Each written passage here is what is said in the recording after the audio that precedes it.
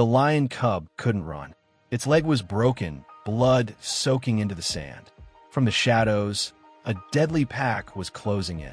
This cub had only moments left to live, until a miracle arrived when no one expected it.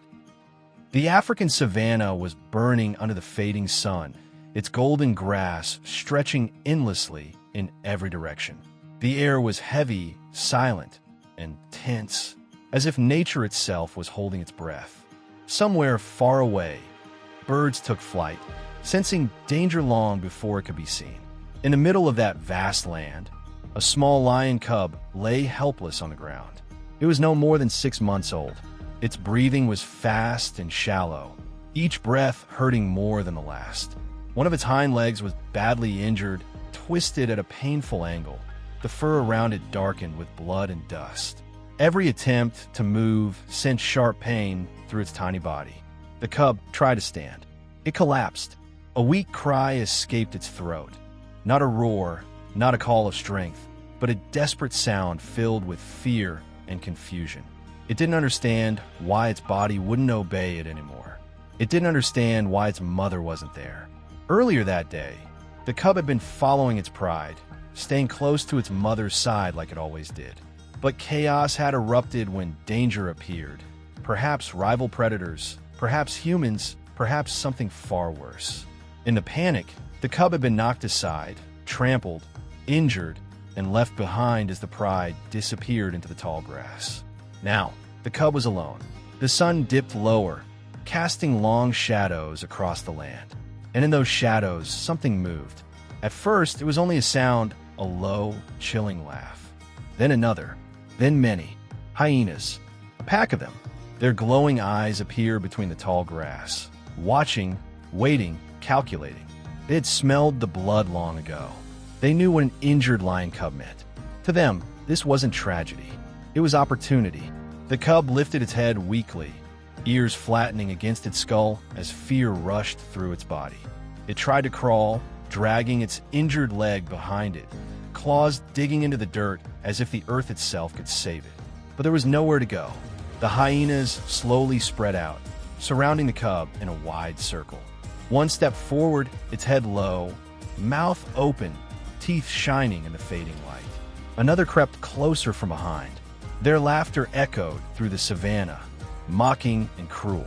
The cub attempted to growl. Only a broken sound came out. Its heart pounded wildly. Its body trembled. In that moment, the cub wasn't a future king of the savannah. It was just a baby facing death. The lead hyena lunged forward, closing the distance. And then, everything changed. A loud engine roared through the silence.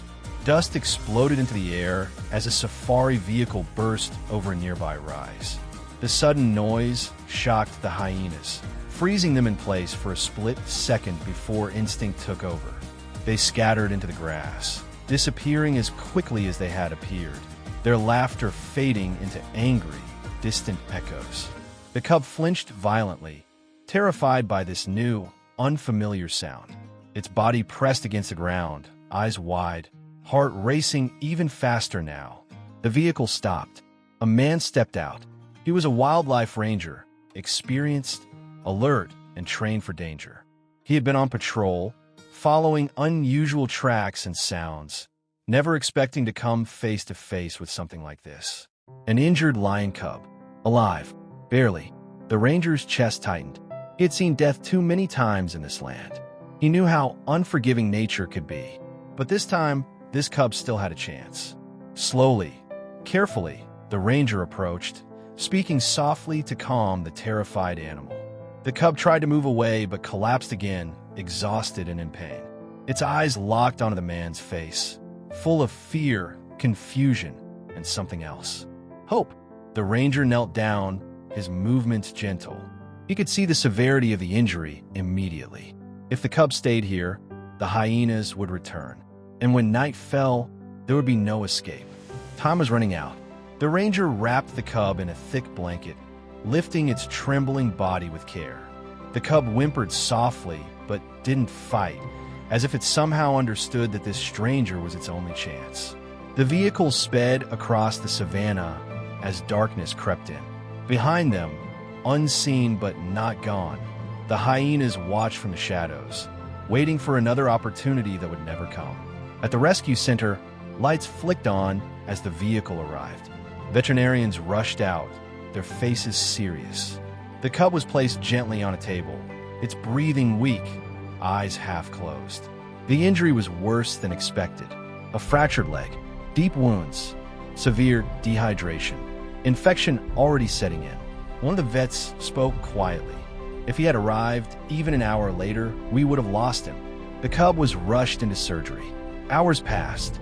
The night stretched on endlessly as the team worked tirelessly, fighting to save a life that the wild had already decided to take. Machines beeped softly. Medicine flowed. The cub's tiny chest rose and fell, each breath a fragile victory. At one point, the heartbeat slowed dangerously. Everyone froze. The rangers stood nearby, fists clenched, whispering words no animal could understand but somehow still feel. Stay with us, don't give up. And then, the heartbeat steadied. The cub survived the night. Morning light filled the room, soft and warm. The cub was still alive, though weak and exhausted. Over the next days, it slowly regained strength. It learned to eat again, learned to trust the gentle hands that cared for it. Sometimes, in the quiet of the night, the cub would cry softly in its sleep, perhaps dreaming of its mother, perhaps reliving the moment when death circled around it.